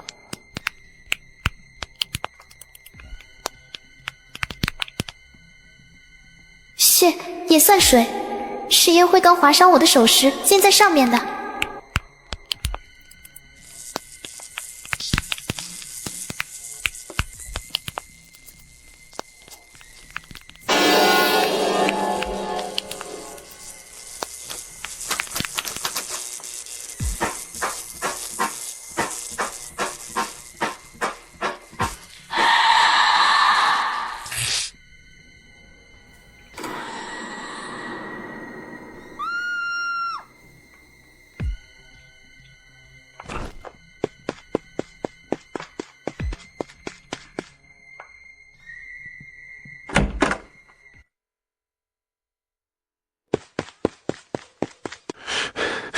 我擦，什么情况？梁月那个蠢货，干这么一件小事也能出差错？也不全怪他，厕所里的镜子有问题，烟灰缸的硬度绝对不是镜子能比的。正常情况下，两者相撞，碎裂的不可能是烟灰缸。看来我们还是疏忽了，被镜子里的厉鬼摆了一道。能砸碎玻璃，不代表也能砸碎镜子。这个没用的废物死了也好，免得到后面拖我的后腿。而且他也算帮我们试出了一个酒店的规则。其实有句话我不知道该不该在这个时候说，婆婆妈妈的，有屁快放。这种情况几乎算是你直接杀死他了。当然，血门对于鬼客之间因果的判定相对模糊，除非是你亲自动手杀死的他，不然他不会100%化为厉鬼回来复仇。但你是老油条，知道现在这种情况的麻烦之处。梁月的死几乎和你直接相关，而且他也是因为你才进入的厕所，所以……姚存印，你他妈的什么意思？咒老娘死？我只是跟你说清楚情况。他真要是回来复仇，你也别想逃，别忘了是你关的厕所门。不，事实上不是我关的门，是镜子里的梁月关的。我其实想叫梁月出来的，可是镜子里的那只鬼力气太大了，我还没开口，门就被他拉上了。梁月只是害怕你，不代表他真的是傻子。当他看见了厕所里的厉鬼之后，他会明白的。那又怎么样？你跟我说这些，是觉得你能置身事外吗？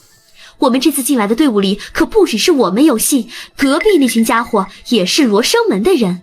我死了，队伍里就只剩下你一个人。你觉得你能撑多久？而且我的手里还有一封信，你需要它，老姚。我如果死了，那封信你就别想看见了。林峰，你太依赖信了。这是第8扇门，不是第5扇、第6扇。我们才认识的那会儿，你比现在更加勇敢，更加敏锐。可这2年的时间，性腐蚀了你的本能，让你事事依赖于他。看看现在的你，莽撞、自大、暴躁。姚存义，你以为你是谁？少说教我了。你忘了你的第6扇门，还是老娘用了一次第7扇门拿到的极为珍贵的鬼器，才把你从鬼的手里救了回来。不是教训，而是感慨。你救了我一命，这事儿我一直记得。也正因为这样，我才会冒着被你骂的风险跟你聊这些。滚滚滚，赶紧闭嘴！你们全死了，我都不会死。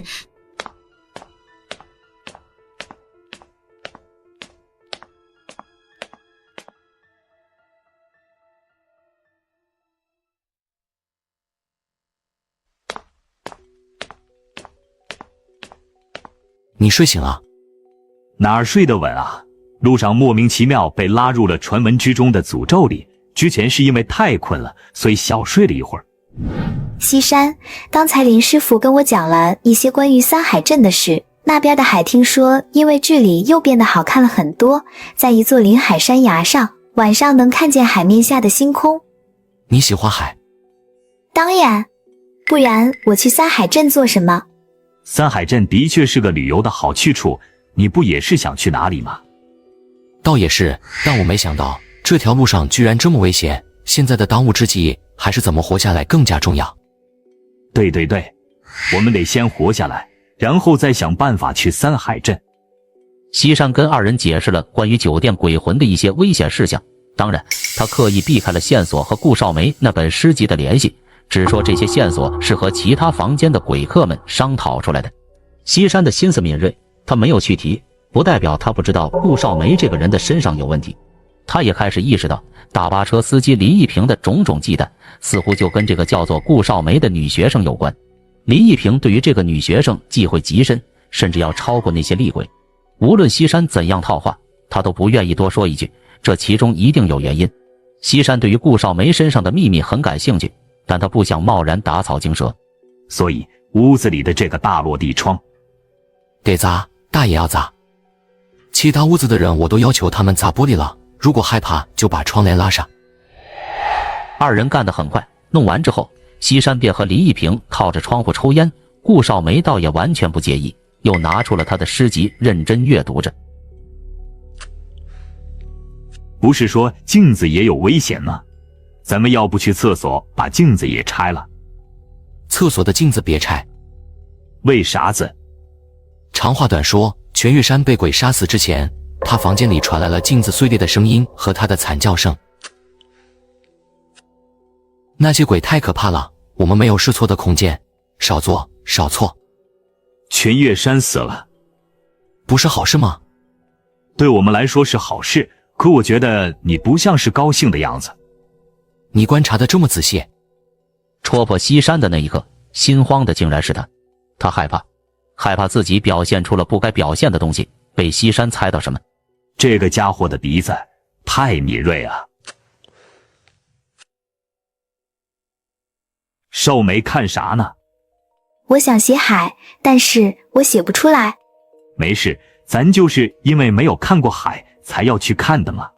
等去到了三海镇看了大海，那时候一定能写出好多漂亮的小诗。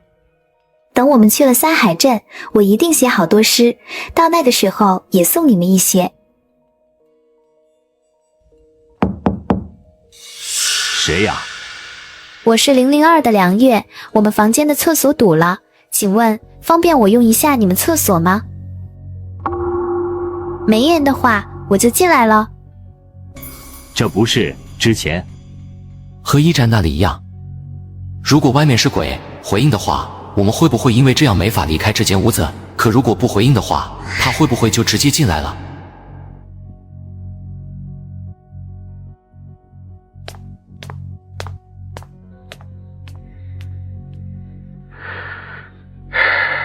这些鬼东西简直阴魂不散，吓死我了！点一根压压惊。你们之前有听到惨叫声吗？声音比较小，好像是从002那边传来的，是个女人的惨叫，叫的什么我们没听清。那边也有镜子碎裂的声音。不仅如此，之前外面还有脚步声，是2个人的，朝着1楼后面号码的房间跑去了。搞不好那个女人和全月山都是一样，因为厕所的镜子死去的，还好我们没动镜子。玻璃碎片都被放在了比较高的地方，就算外面有雨水飘进来，应该也问题不大。风越来越大了。今天还守夜吗？老林，你刚才抽烟开窗帘了吗？就拉了个一点点，我擦，啥时候拉回来的？外面的风再大，能把拉开的窗帘吹关上吗？又或者，房间里有一个我们看不见的人？西山哥，我们要不要跑路？不对，这里不是驿站，跟驿站肯定有区别。鬼如果进来了，应该是要杀我们的。没事，他拉窗帘做什么？难道说……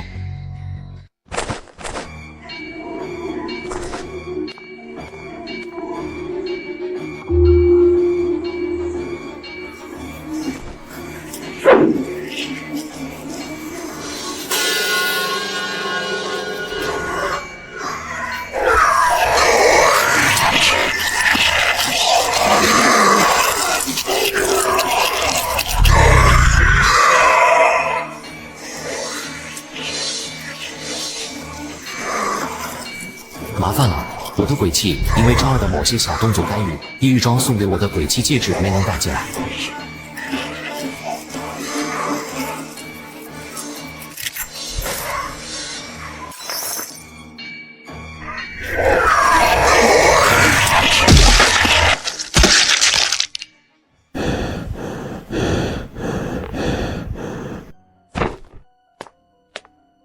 我去，他们哪来的玻璃碎片？这鬼也太聪明了，门口的鬼吸引注意力，窗外的鬼趁机搞事。倘若刚才你没有及时发现异常，等到玻璃里面的鬼钻了出来，我们岂不是……我们运气不错，但凡发现的再慢一点，便是万劫不复。小哥，你又救了我们一命，不行了，我得来点一根。他还会回来吗？很有可能，今夜咱们睡觉的时候要守夜。不过刚才的事至少能说明2个问题：第一，鬼在没有我们的同意下是没法直接进入我们房间的，这和驿站有很大的不同；第二，窗户外面的鬼能对我们造成一些限制，但他们需要付出很大的代价。只要我们今天看好窗户这边，不出岔子，应该就能安全抵达明日。希望其他人没事。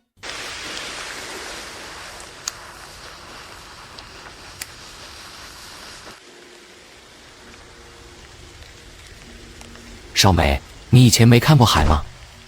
海吗？没看过呢。以前似乎都在学校很用功的读书。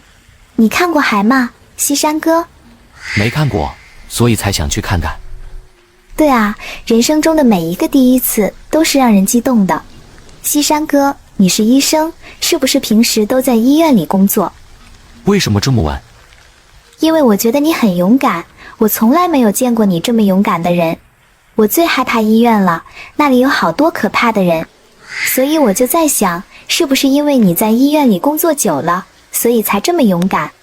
等等，你说你最害怕医院，为什么？我不知道，我从小就很害怕医院。害怕总要有一个理由，或许你以前生病，在医院打过针，吃过药，或是……我好像是生过一场很重的病。什么病？我不知道。我头很痛，我头总是很痛，但我已经习惯了。后来我病好了，离开了那座医院，回到了校园继续读书。现在学校放假，我就想趁着这个机会去三海镇看看海。你还记得那座医院的名字吗？好像叫什么康复中心。难道是光明精神康复中心？对，就是光明精神康复中心。你怎么不说话了？你也知道这座医院，难道你就在那里工作？我是兽医，我怎么会在那里工作？只是以前遇见过另外一个，被这座医院治疗过的病人。真的吗？他叫什么名字？拜听。如果太痛了，就不要想了。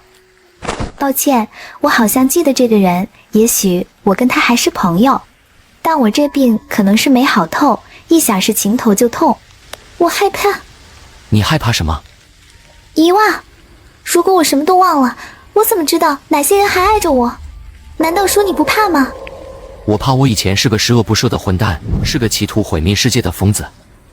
怎么会？你一点也不像是个坏蛋，你救了我们好多次，而且你还是个兽医。那你得小心医生，毕竟你面对他们的时候，大都处于虚弱状态。顾少梅好像觉得西山在提醒他什么，但又说不上来，头疼好些了，他也不再继续细想，而是埋头看着手中的诗集，目光渐渐出神。这一路上出现的种种怪异都和顾少梅脱不开关系，我还需要找人问问，不过那个家伙还在睡觉。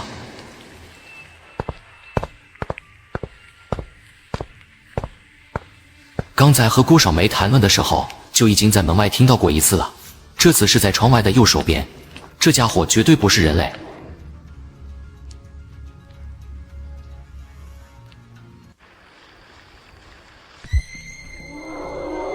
这只鬼身上的怨气好重。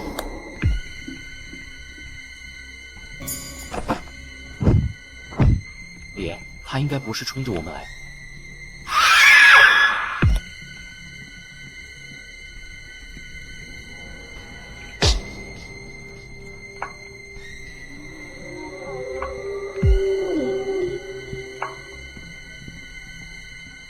他之前不是才敲过我们的门，怎么又来了？难说，我感觉这个梁月和之前那个梁月不是同一个。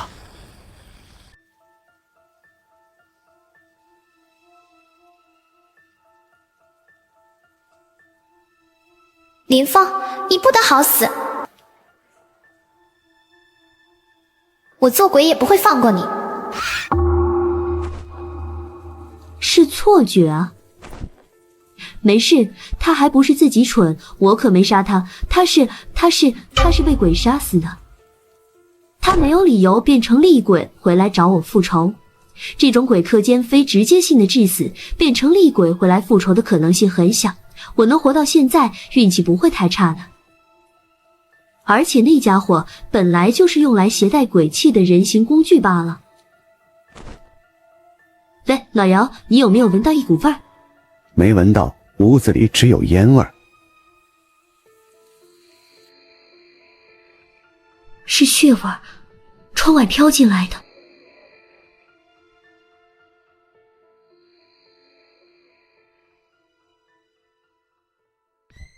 银峰，我回来了。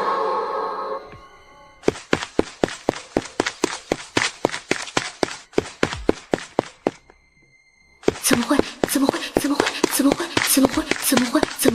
姚嘴义，你这个王八犊子乌鸦嘴！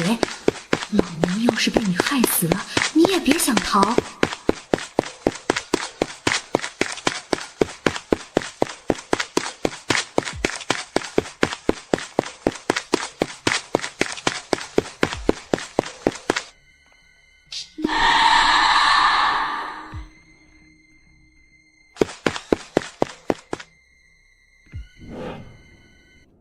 先别慌，酒店里房间这么多，他未必能在第一时间找到我。只要我经常切换房间，明天离开酒店，他应该就找不到我了。这条路这么长，还被特殊的力量干扰，他不知道我在哪里的。林峰的求生欲望很强，所以他刻意在进入这扇血门之前找人做了一些交易，拿到了3封信，还找到了一个替死鬼。但这些非但没有拯救他，反而成为了将他逼入绝境的导火索。甚至林峰在想，倘若他没有拿到信，没有带梁月进入这扇血门，那他也就不会这么肆无忌惮。再谨慎一点，或许结果就会完全不同。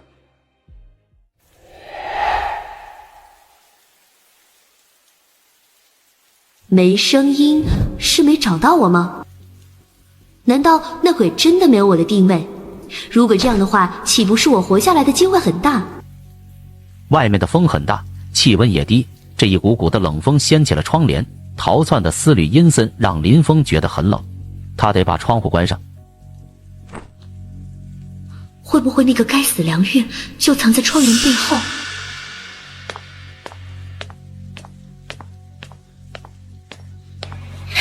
没鬼就好，没鬼就好。不对啊，我擦，我不是跑到6楼了吗？窗户外面，这是什么情况？而且，根据窗外的位置来判断，现在这里应该是002，也就是最开始所在的房间。梁月死的那个房间。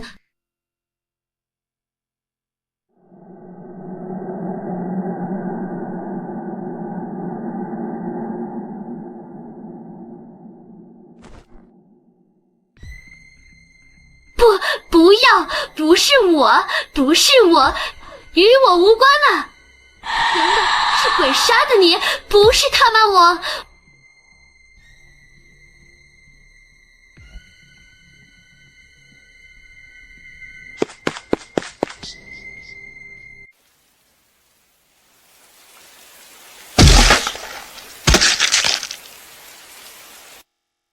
该死，被骗了，可恶啊！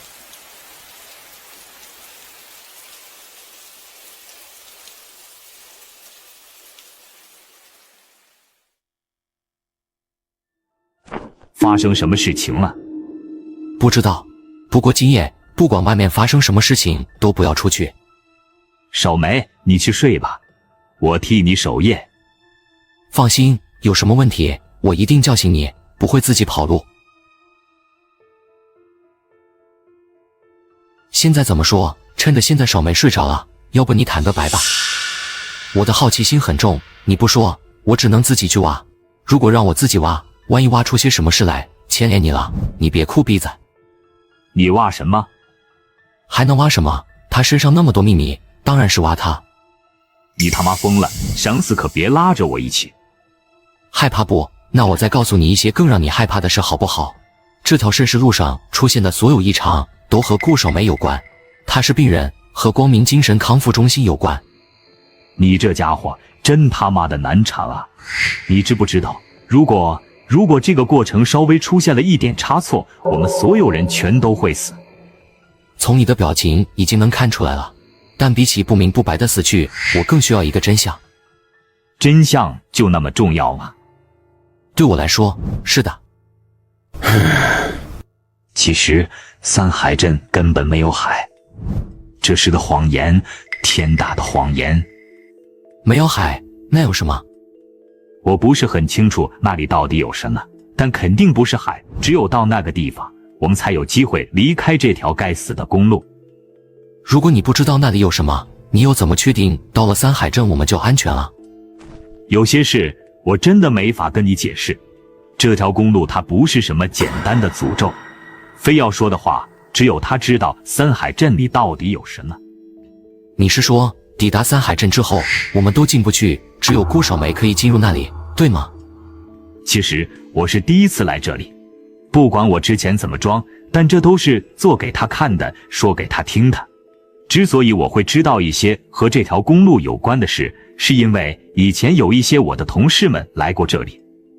你是光明精神康复中心的工作者吗？与其这么说，你还不如称我们为实验品。有些事情太危险，他们不敢做，于是就找了一批志愿者，而我和我的朋友恰好就是其中的一员。你们真的是自愿的吗？我们是自愿的。其他进入慎实路的志愿者都已经死了吗？几乎全灭。不过还是有人活下来了吧？不过那个人对于慎实路上发生的事情只字不提，后来他被光明精神康复中心关押，没有音讯了。如果三海镇是条死路呢？死路也得去，即使待在慎实路上或是原路返回，都是必死无疑。那我们刚刚进入慎实路的时候，前面有2辆逆行的车子出了车祸，那个也是志愿者吗？他们是上一批。李一平告诉西山，他们这些人来到慎实路只有一个目的，那就是将顾少梅送到三海镇去。而在这个过程之中，最终只有一个人成功了，他也活了下来。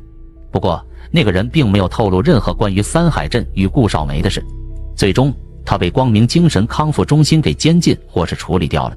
窗外的夜风清冷，西山面前烟雾袅袅，他越来越开始觉得事情有些棘手了。赵二这一次进入的血门似乎牵扯到的势力有些繁杂。为什么你们一定要带顾少梅去三海镇？谁告诉你们这么做的？当然是光明精神康复中心的那些人，他们告诉我们，只要将病人送到三海镇，我们就安全了。还有一点，顾少梅是他的代号，是一个全新的名字，并不是他的原名。他原来的名字是什么？我不知道。那你对光明精神康复中心了解多少？你觉得呢？你们什么都不了解，就这么参加志愿者，不是很愚蠢的一件事吗？问题是，我们加入志愿者的时候，又不是应召的光明精神康复中心，在此之前，我们甚至没有听说过有这个组织。那你们应召的是谁？第9局。什么？第9局？难道不该是罗生门吗？光明精神康复中心是第9局管理的。对呀。不是罗生门吗？啥？那不是邪教组织。罗生门利用光明精神康复中心改制姓，光明精神康复中心属于第9局的组织。第9局和罗生门是死对头。血门里那个世界到底是什么情况？西山看着外面的细雨，回忆起了百婷给予他的那张明信片，当时上面写了一部分致信的名单，百婷让他转交给第9局。但现在看来，估计致信这件事还有更深的隐晦和秘密在里面。顾少梅的治疗是什么时候开始的？几个月前吧。那个时间恰巧是在西山进入鬼社前不久。记住，一定不要让他回忆起之前发生的事情。一旦顾少梅想起了之前的事，我们所有人就全完蛋了。为什么？他是罪大恶极的坏人吗？那我不知道，但我们对于他来讲肯定是敌人。我们不能让他死在半路上，也不能让他察觉到我们的不对劲，必须让他主动进入三海镇。等他进入那里，我们大概就安全了。我们这么做对他是不是很不公平？你们是志愿者，按理说都是善良的人，想做的都是好事才对。但善良的人也想要活命啊！但是多少善良的人最后都被恶人逼成了坏人，有时候不想自己死，就得看着别人死。然后二人没再聊了。过了2小时，顾少梅醒了，她揉了揉自己惺忪的眼，让西山去休息。后者也没有拒绝，倒头就睡。少梅，你看我做什么？林哥，我们以前是不是在什么地方见过？你记错了吧，少梅，我吧一大众脸。以前好多朋友也说我长得像这个像那个的。顾少梅若有所思，也不再继续和他说话，低头看着自己的尸体。他似乎对司机的兴趣不大。见到他的注意力挪开，林一平才暗暗呼出一口气。夜风一吹，他后背冰凉一片，竟已经完全被冷汗浸湿。